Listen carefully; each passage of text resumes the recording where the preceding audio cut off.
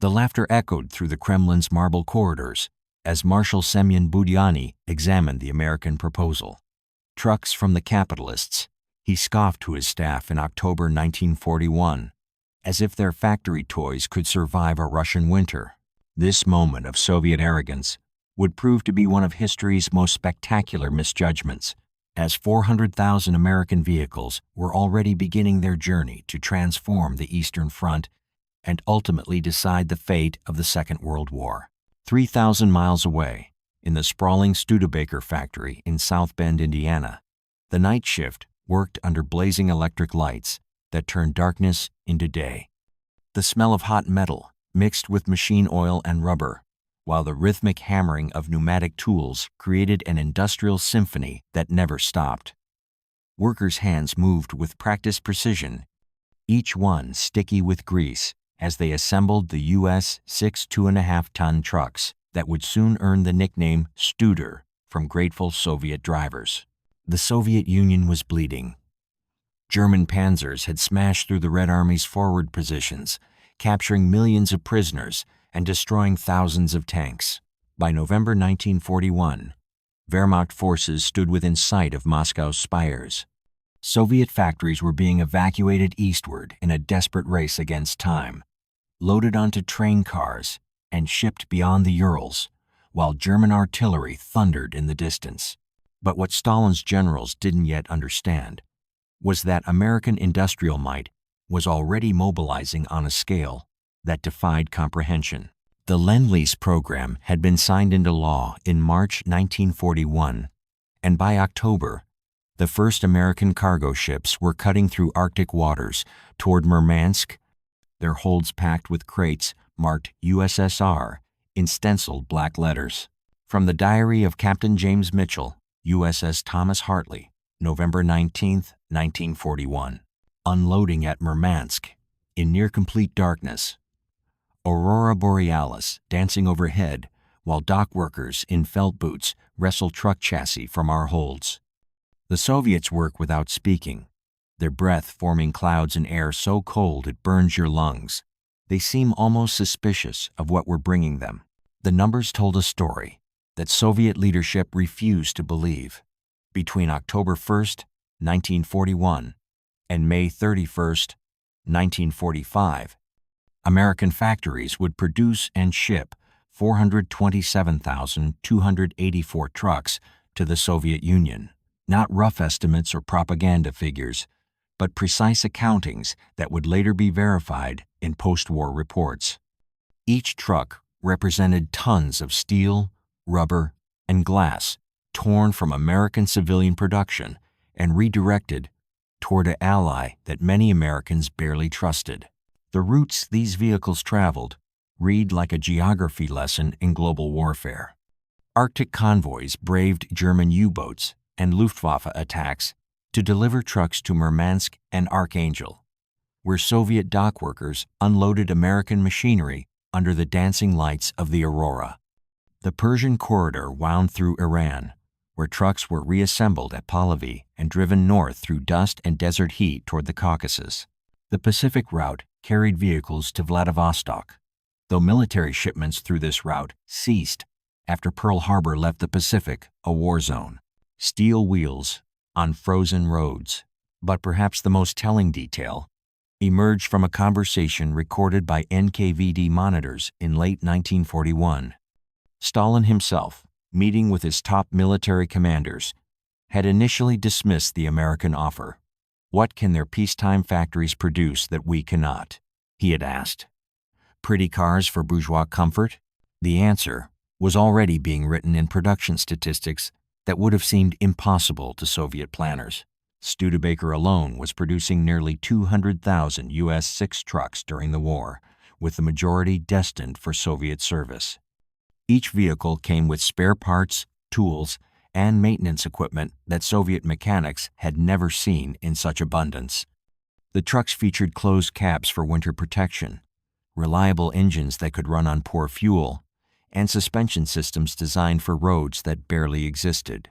What would you have done, faced with such overwhelming evidence of industrial capacity from a nation you had been taught to view as decadent and weak? The Soviet response revealed both the pragmatism that would help win the war and the ideological blindness that nearly lost it. By December 1941, the first American trucks were already rolling through Red Army motor pools, their olive drab paint barely dry from Atlantic crossings. Soviet drivers, many of them peasants, drafted from collective farms, found themselves behind the wheels of vehicles more sophisticated than anything they had imagined. The cabs smelled of leather and oil, with small metal heaters under the driver's feet that soldiers quickly nicknamed our little stoves. The transformation had begun, though few recognized it yet.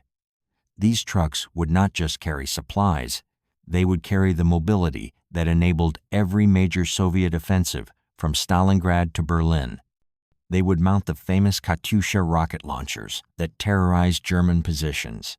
They would tow anti-tank guns into firing positions and evacuate wounded soldiers from battlefields across Eastern Europe. But in those first weeks of December 1941, as German forces pressed toward Moscow and Soviet resistance seemed to crumble, American trucks represented something more profound than mere logistics. They represented the industrial arsenal of democracy itself, delivered to Stalin's doorstep at the moment when the fate of the world hung in the balance. Would Soviet pride swallow American help? In time to matter, the answer would determine whether Hitler's gamble in the East would succeed or fail catastrophically. And the first clues were already rumbling north from Persian ports, grinding through Arctic convoys, and rolling off assembly lines in factories that never stopped. Hey everyone, before we continue with this incredible story, let me know in the comments where you're watching from and what time it is in your part of the world. If you're finding this as fascinating as I am, please hit that like button and subscribe for more untold stories from history. Trust me, what happens next will completely change how you think about the Eastern Front. The Studebaker's engine coughed to life in the pre-dawn darkness of Murmansk, February 12, 1942, as Senior Sergeant Viktor Petrov pressed the starter with hands numb from Arctic cold. The sound, deep, reliable, utterly foreign, cut through the silence of the motor depot like a promise.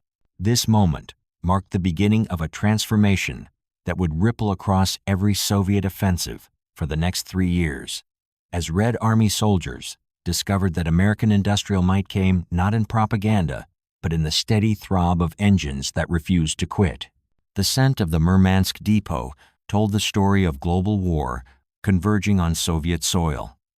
Diesel fumes mixed with salt spray from the Barents Sea, while wooden crates stamped Lend-Lease gave off the sharp smell of fresh pine and cosmoline preservation grease. The texture underfoot was a mixture of ice, coal dust, and motor oil that had frozen into black patches across the concrete. Soviet dock workers moved between towering stacks of truck components, their felt boots crunching on frost that formed instantly in the -40 air. Petrov had learned to drive on a beaten Gaz-AA truck that required constant coaxing, frequent repairs, and prayers to mechanical saints that might not exist. The Studebaker US-6 sitting before him represented technology so advanced it seemed almost supernatural. The closed cab would protect him from frostbite that had claimed fingers from half his regiment. The engine was designed to start in conditions that killed Soviet vehicles outright. From the maintenance log of Motor Transport Regiment 47, March 3, 1942, American truck designation US-6 requires different procedures. Engine starts without heating block. Transmission operates smoothly without gear grinding. Fuel consumption superior to domestic vehicles despite larger engine displacement. What Soviet mechanics discovered defied every assumption about capitalist production methods. Each American truck arrived with complete toolkits, spare parts, and maintenance manuals translated into Russian by teams of American engineers who had studied Soviet mechanical practices. The level of preparation suggested an industrial system that could anticipate needs months in advance and respond with precision. The Persian Corridor had become a river of American steel, flowing north toward the Soviet Union. At Pahlavi, Iran, The air shimmered with desert heat, while American quartermasters supervised the unloading of ships that had sailed from Baltimore and Norfolk. The scene was chaos, choreographed by necessity. Farsi-speaking dock workers wrestled truck chassis from cargo holds, while Soviet drivers waited in lines that stretched for miles, their uniforms soaked with sweat that evaporated instantly in the 110-degree heat. Lieutenant Colonel Alexander Markov, commanding the 71st Independent Motor Transport Battalion, watched his drivers encounter American vehicles for the first time. These men, most of them peasants who had learned to read by joining the Red Army, found themselves operating machinery more sophisticated than anything in their village experience. The Studebaker's dashboard displayed gauges they had never seen: oil pressure, engine temperature, fuel level, all monitored by instruments that worked reliably. American precision met Soviet desperation. The learning curve was steep and often deadly. Soviet drivers accustomed to conservative fuel consumption discovered that American trucks performed best when driven aggressively. The engines were designed for sustained high-speed operation, not the careful nursing that kept Soviet vehicles running. Early attempts to preserve the American machinery by driving slowly actually caused more breakdowns than mechanical abuse.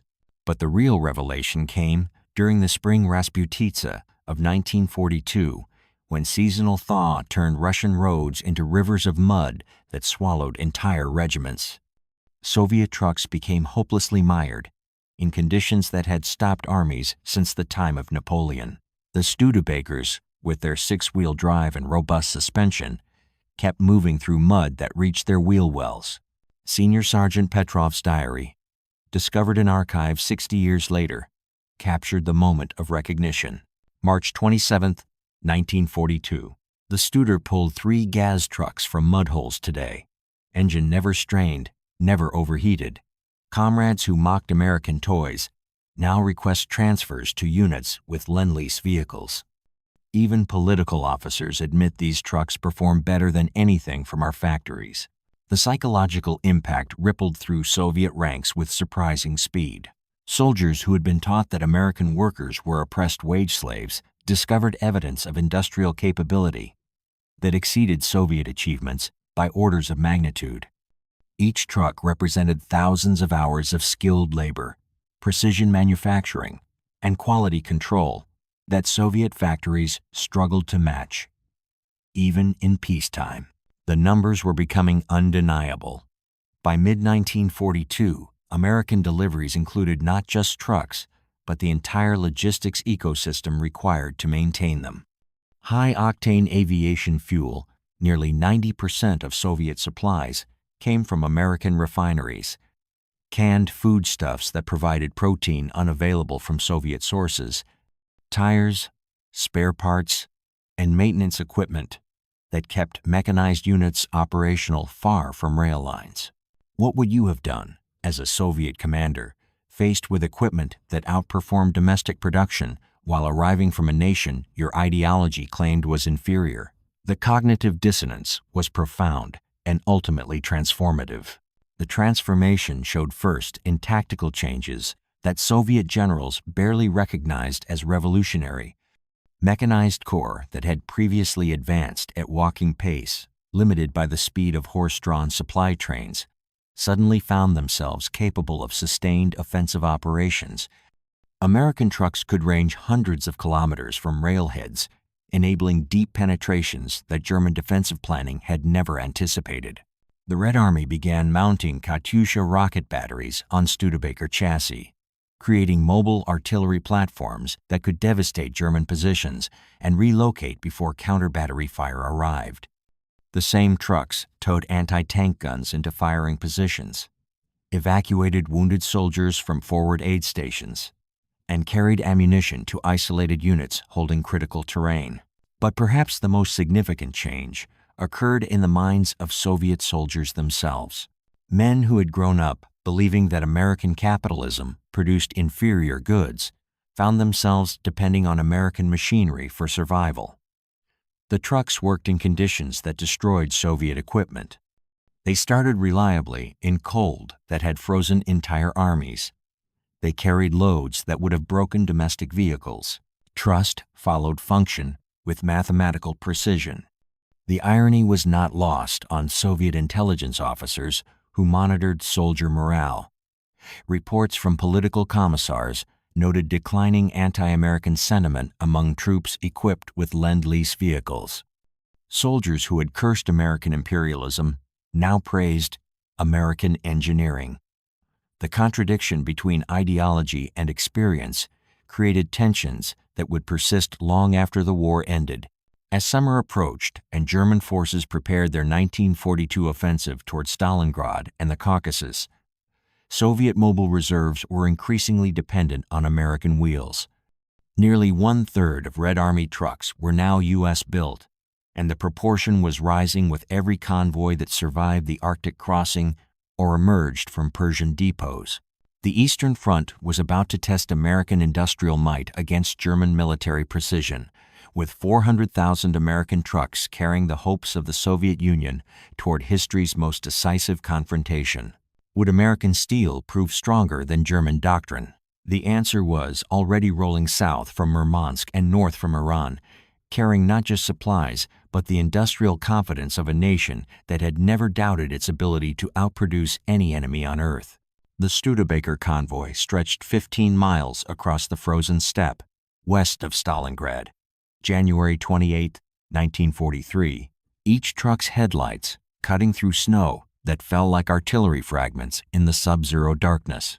This endless river of American steel was carrying the ammunition, fuel, and supplies that would enable the Red Army to complete the encirclement of the German Sixth Army, a victory that would turn the tide of the entire Eastern Front on wheels built in South Bend, Indiana. The supply depot at Tatsinskaya buzzed with organized chaos as American trucks disgorged their contents under portable electric lights powered by Lend-Lease generators. The air reeked of diesel exhaust mixed with gunpowder residue from unpacked artillery shells, while the ground beneath Soviet supply sergeants' boots had been churned into frozen mud that crunched with each step. Wooden crates marked with American shipping stamps were stacked 20 feet high, their rough-sawn lumber still bearing the scent of Michigan pine forests 6,000 miles away. Senior Lieutenant Nikolai Vasilyev, commanding the 43rd Independent Motor Transport Company, watched his drivers perform maintenance that would have been impossible with Soviet equipment. American trucks came with hydraulic jacks that could lift a fully loaded vehicle in minutes rather than hours. Socket wrench sets with standardized sizes that fit perfectly. Spare parts that actually matched the equipment they were designed to repair.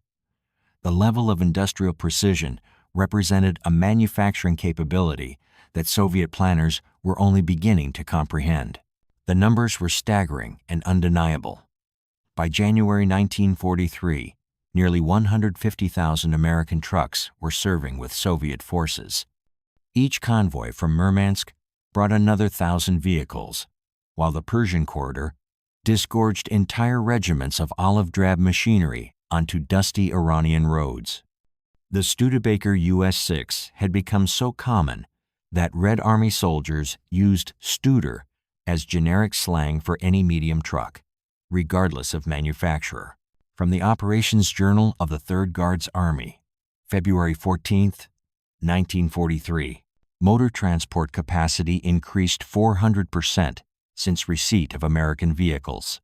Previous offensive operations, limited to 50 kilometers, advanced due to supply constraints. Current operations sustained at 200 kilometers depth, with American truck support maintaining ammunition flow. Victory rode on American axles. What Soviet commanders discovered was that American trucks didn't just carry more cargo, they enabled entirely new forms of warfare. The traditional Soviet practice of advancing at walking pace, tied to rail lines and horse-drawn supply trains, suddenly became obsolete.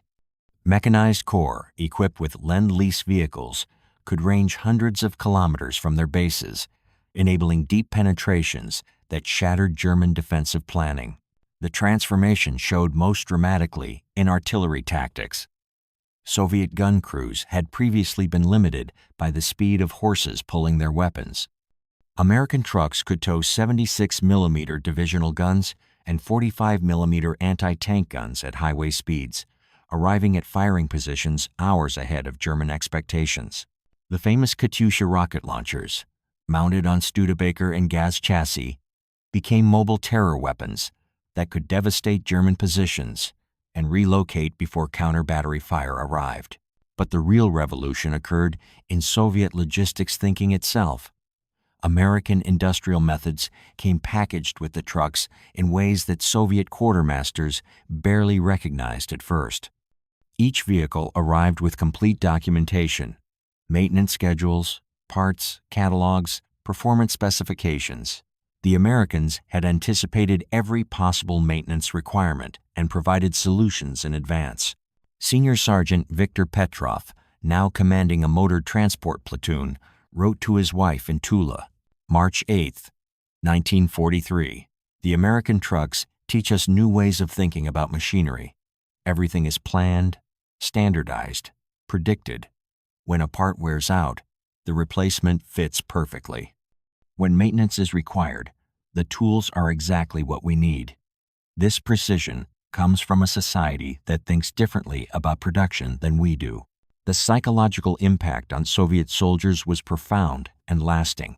Men who had grown up believing that American workers were exploited wage slaves found themselves operating machinery that demonstrated superior engineering, better materials, and more thoughtful design than anything Soviet factories produced.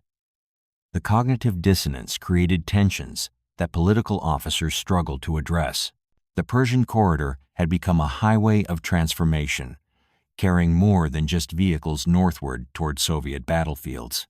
American quartermasters at Pahlavi worked alongside Soviet receiving officers in an atmosphere of grudging mutual respect. The Americans arrived with clipboards, carbon paper, and systematic procedures for tracking every component. The Soviets brought decades of experience improvising solutions from inadequate resources. The combination proved devastatingly effective. What would you have done? As a German intelligence officer, watching Soviet mobility suddenly increase by orders of magnitude. Wehrmacht planning had been based on assumptions about Red Army logistics that American trucks were making obsolete. German defensive positions, designed to channel Soviet attacks along predictable routes, found themselves outflanked by mechanized units that could operate far from rail lines. The Spring Offensive of 1943 revealed the full impact of American industrial might on Eastern Front operations. Soviet Mechanized Corps, now equipped with reliable transportation, began executing the deep battle tactics that Soviet military theorists had dreamed about but never possessed the equipment to implement. American trucks carried not just supplies, but the mobility that transformed Soviet doctrine from defensive desperation to offensive confidence. The maintenance workshops at Kursk told the story of industrial cooperation that transcended ideology. Soviet mechanics worked alongside American technical advisors, learning maintenance procedures that emphasized prevention over repair. American factories had designed trucks for sustained operation under harsh conditions, not the careful nursing that kept Soviet vehicles running. The cultural shift was as significant as the technological upgrade. By summer 1943, German intelligence reports noted that Soviet logistics capability had fundamentally changed. Red Army units could sustain offensive operations for weeks rather than days. Ammunition expenditure rates had tripled. Fuel consumption suggested mechanized units operating at unprecedented distances from their bases. The implications were ominous for German defensive planning. Radio intercept, German Army Group Center, July 15, 1943. Enemy motor transport observed in quantities exceeding previous estimates. Supply columns extending beyond visual range suggest logistics capability rivaling our own mechanized divisions. The Battle of Kursk would provide the ultimate test of American industrial support for Soviet military operations. German forces, concentrated for their final major offensive on the Eastern Front, would collide with Red Army units whose mobility and sustainability had been revolutionized by 400,000 American trucks. But the most profound transformation was occurring in Soviet thinking about industrial capability itself. Soldiers who had believed American capitalism produced inferior goods were discovering evidence of manufacturing precision that exceeded Soviet standards. The trucks worked reliably in conditions that destroyed domestic equipment. They carried heavier loads over longer distances. They started consistently in cold that had frozen entire armies.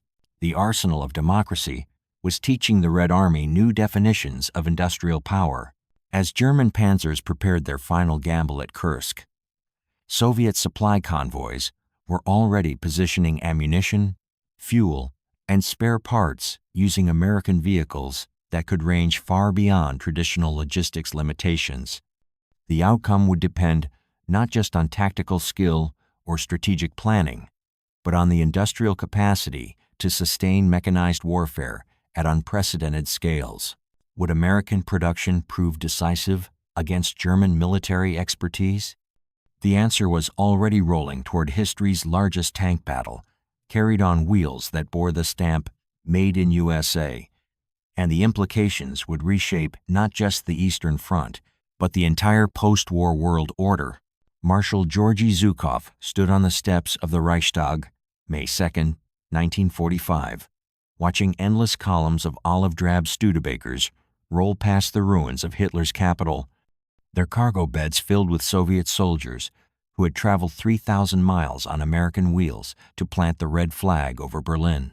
This moment represented the ultimate vindication of industrial democracy over military dictatorship, as 400,000 American trucks had carried the Red Army from the gates of Moscow to the heart of the Third Reich in the greatest logistical triumph in military history. The scene in liberated Berlin told the story of global war resolved through American industrial might. The air hung thick with dust from demolished buildings, mixed with diesel exhaust from endless Soviet convoys, while the cobblestones beneath German civilians' feet trembled under the weight of American-built vehicles that had crossed half a continent to reach this moment. Soviet soldiers leaned from truck cabs that still bore the scent of American leather and machine oil, their faces reflecting exhaustion mixed with incredulous victory. The transformation was complete and undeniable. By war's end, nearly one-third of all Red Army trucks were American-built, and their impact extended far beyond simple transportation. These vehicles had enabled the deep battle tactics that shattered German defensive lines from Stalingrad to Berlin. They had carried the ammunition that fed Soviet artillery barrages, the fuel that kept T-34 tanks advancing, and the supplies that sustained offensive operations across distances that had previously been impossible. From the private diary of Lieutenant General Ivan Fedyuninsky, May 8, 1945. Victory parade preparations require 500 trucks for transport of units to Red Square. Majority are American Studebakers that served since Stalingrad. These vehicles carried us farther than Napoleon ever dreamed, faster than any army in history. We conquered Europe on American wheels. The numbers revealed the scope of American contribution with mathematical precision. 427,284 trucks delivered between October 1941 and May 1945. Nearly 90% of high-octane aviation fuel used by Soviet forces, $11 billion in total aid, calculated in 1947 valuations. The scale represented industrial capacity that had transformed global warfare itself. But the most profound revelations came in private conversations that Soviet officials never intended to record. In 1963, KGB monitors captured Marshal Zhukov speaking candidly about Lend-Lease contributions. One cannot deny that the Americans shipped over to us material without which we could not have formed our reserves or continued the war. The admission, discovered decades later in archives, revealed truths that official Soviet historiography had systematically suppressed.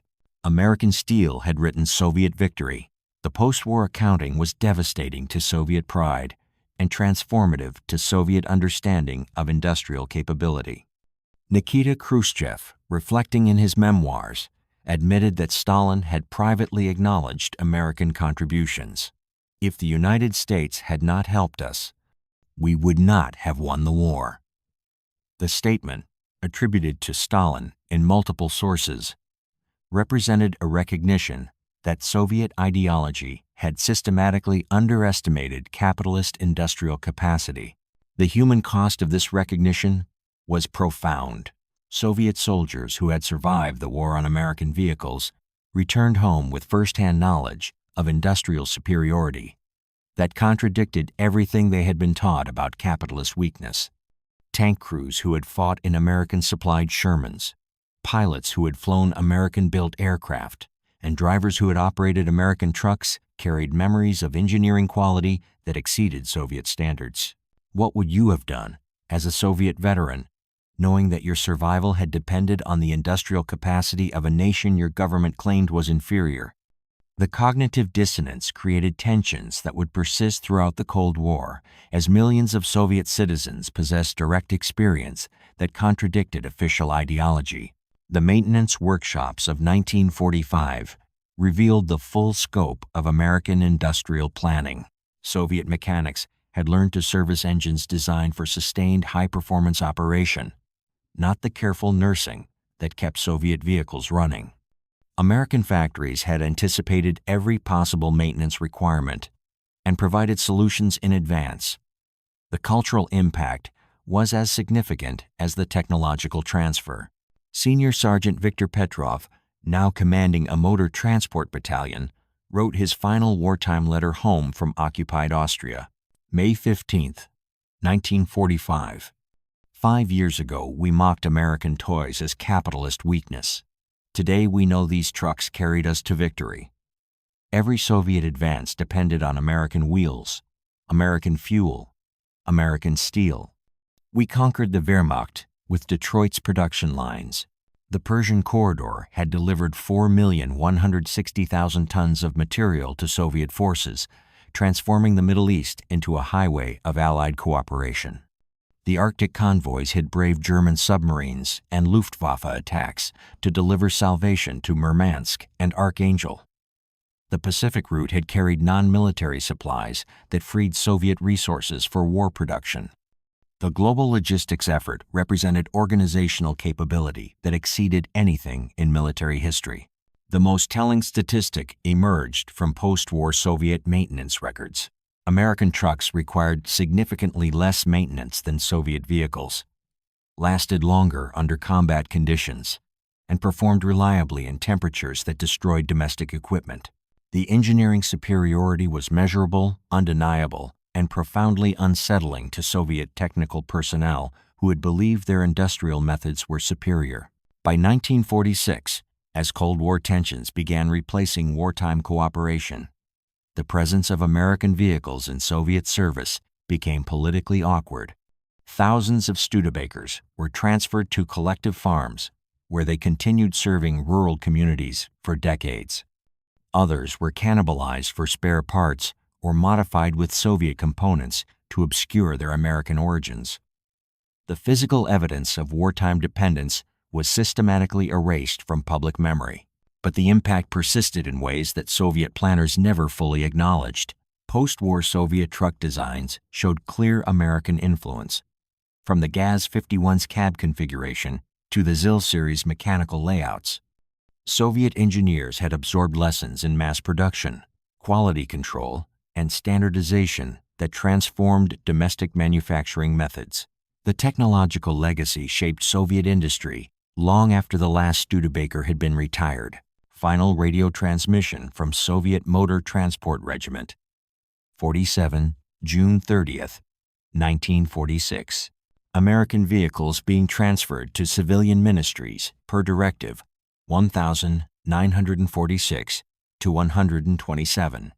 Combat service record, 847,000 kilometers average per vehicle. Mechanical reliability exceeded Soviet equivalents by 300%. Recommend retention of American maintenance procedures for future operations. The transformation was complete, but officially invisible. Soviet historiography would downplay Lend-Lease contributions for decades, emphasizing Red Army heroism while minimizing Allied material support.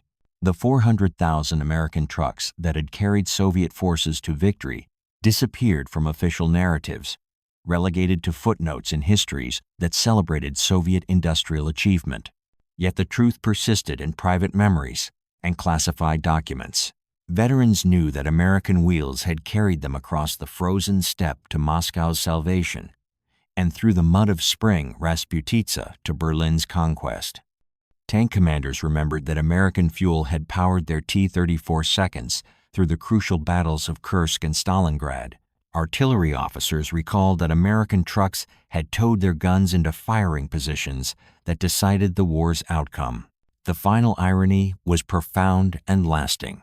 Soviet forces had conquered the Third Reich using American industrial might, while German armies had been defeated by the very capitalist production methods that Nazi ideology claimed were inferior. The Wehrmacht, praised for its technical superiority and tactical excellence, had been overwhelmed by democratic industrial capacity operating at scales that totalitarian systems could never match. 400,000 trucks had carried more than supplies they had transported, the proof that free societies could outproduce any dictatorship on earth. As Soviet soldiers returned home from occupied Germany, they carried memories that would shape the post-war world in ways neither Stalin nor Truman fully anticipated. They had seen American engineering quality, experienced American industrial reliability, and depended on American productive capacity for survival. The knowledge would influence Soviet technical development, complicate Cold War propaganda, and ultimately contribute to the recognition that democratic capitalism possessed advantages that communist ideology had systematically underestimated. The trucks had delivered more than victory. They had carried the seeds of understanding that would eventually transform the world they had fought to save.